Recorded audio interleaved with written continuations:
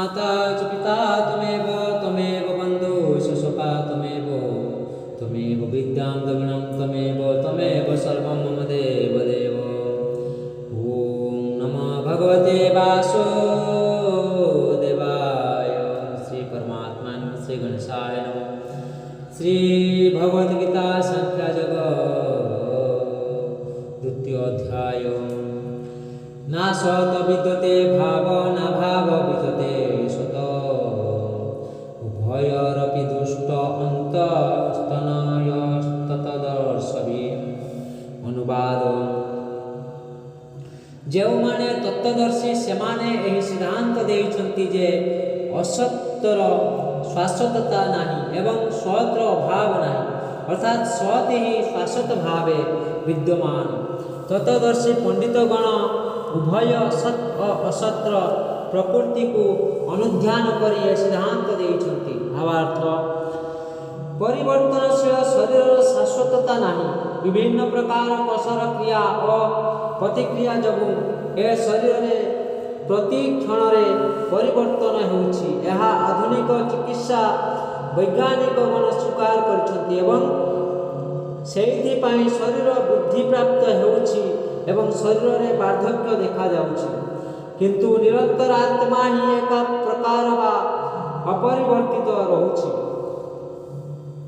ଶରୀର ଓ ମନର ଯାବତୀୟ ପରିବର୍ତ୍ତନ ସତ୍ତ୍ୱେ ଆତ୍ମା ବରାବର ଅପରିବର୍ତ୍ତିତ ରହୁଛି। ଚିତ୍ ଓ ଅଚିତ୍ ଜଡ଼ ବସ୍ତୁ ମଧ୍ୟରେ ଏହା ହିଁ ପାର୍ଥକ୍ୟ। ସ୍ୱଭାବତଃ ଶରୀର ସର୍ବଦା ପରିବର୍ତ୍ତନଶୀଳ ଏବଂ ଆତ୍ମା ଶାଶ୍ୱତ ପରିବର୍ତ୍ତନଶୀଳ। ସବୁ ପ୍ରକାର ତତ୍ତ୍ୱଦର୍ଶୀ ପଣ୍ଡିତ ଅର୍ଥାତ୍ ସାକାରବାଦୀ ଓ ନିରାକାରବାଦୀ ଉଭୟ ଏହି ସିଦ୍ଧାନ୍ତରେ ଉପନୀତ ହୋଇଛନ୍ତି। ବିଷ୍ଣୁ ପୁରାଣରେ କୁହାଯାଇଛି ଯେ ବିଷ୍ଣୁ ଓ ତାଙ୍କର ଧାମ ସମୂହ ସ୍ୱୟଂ ଜ୍ୟୋତିଷ୍ମାନ ଅଟନ୍ତି ଏବଂ ସେମାନଙ୍କର ଜ୍ୟୋତିର୍ମୟ ଚିତ୍ତସତ୍ତା ରହିଅଛି। ଜ୍ୟୋତିଷଂ ବିଷ୍ଣୁ ଭୁବନାନି ବିଷ୍ଣୁ। ସତ୍ ଓ ଅସତ୍ ଅର୍ଥାତ୍ ବିଦ୍ୟମାନତା ଓ ଅବିଦ୍ୟମାନତା ଶବ୍ଦ କେବଳ ଚିତ୍ ଓ ଅଚିତ୍ ଜଡ଼ ବସ୍ତୁକୁ ବୁଝାଏ। ଏହା ହେଉଛି ସମସ୍ତ ତତ୍ତ୍ୱଦର୍ଶୀ ପଣ୍ଡିତମାନଙ୍କର କଥା। ଯେଉଁ ଜୀବମାନେ ଅବିଦ୍ୟା ରୂପକ ଅନ୍ଧକାରରେ ଦଣ୍ଡି ହେଉଛନ୍ତି ସେମାନଙ୍କ ପ୍ରତି ଭଗବାନ ଯେଉଁ ଉପଦେଶ ଦେଇଛନ୍ତି ସେ ଉପଦେଶର ଏହା ହେଉଛି ପ୍ରାରମ୍ଭ ମାତ୍ର। ଅବିଦ୍ୟା କିପରି ଦୂର ହେବ? ପୂଜକ ପୂଜ୍ୟର ଯେଉଁ ଶାଶ୍ୱତ ସମ୍ବନ୍ଧ ଅଛି ସେହି ସମ୍ବନ୍ଧର ପୁନଃ ସଂସ୍ଥାପନ ଦ୍ୱାରା ଏବଂ ପରମ ପୁରୁଷ ଭଗବାନ ଓ ତାଙ୍କ ଅଂଶବିଶେଷ ଜୀବମାନଙ୍କ ମଧ୍ୟରେ ଯେଉଁ ପାର୍ଥକ୍ୟ ଅଛି ତାକୁ ଭଲ ରକମ ବୁଝିବା ଦ୍ୱାରା ଅବିଦ୍ୟାର ବିନାଶ ହୁଏ। ବ୍ୟକ୍ତି ନିଜକୁ ଭଲ ରକମ ଅନୁଧ୍ୟାନ କରି ପରମେଶ୍ୱରଙ୍କର ପ୍ରକୃତିକୁ ବୁଝିପାରେ। ସମଗ୍ର ଶରୀର ତାର ଅଙ୍ଗ ପ୍ରତ୍ୟଙ୍ଗ ଅଂଶ ମଧ୍ୟରେ ଯେଉଁ ସମ୍ବନ୍ଧ ଅଛି ତାକୁ ବୁଝିଲେ ବ୍ୟକ୍ତି ଜୀବ ଓ ଭଗବାନଙ୍କ ମଧ୍ୟରେ ଯେଉଁ ସମ୍ବନ୍ଧ ଅଛି ତାକୁ ବୁଝିପାରିବ। ବେଦାନ୍ତ ସୂତ୍ର ତଥା ଶ୍ରୀମଦ୍ ଭାଗବତମରେ ବର୍ଣ୍ଣନା କରାଯାଇଛି ଯେ ଭଗବାନ ସମସ୍ତ ସୃଷ୍ଟିର ମୂଳ। ଏ ସୃଷ୍ଟି ଉଚ୍ଚତର ନିଚତର କର୍ମରେ ଅନୁଭୂତ ହୁଏ। ଜୀବଗଣ ଉଚ୍ଚତର ପ୍ରକୃତିର ଅନ୍ତର୍ଗତ। ଏହା ସପ୍ତମ ଅଧ୍ୟାୟରେ ପରିସ୍ଫୁଟ ହେବ।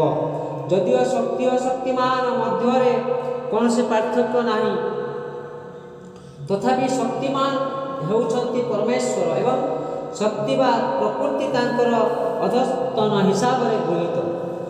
ତେଣୁ ଜୀବଗଣ ସର୍ବଦା ପରମେଶ୍ୱରଙ୍କର ଅଧସ୍ତନ ଅଟନ୍ତି।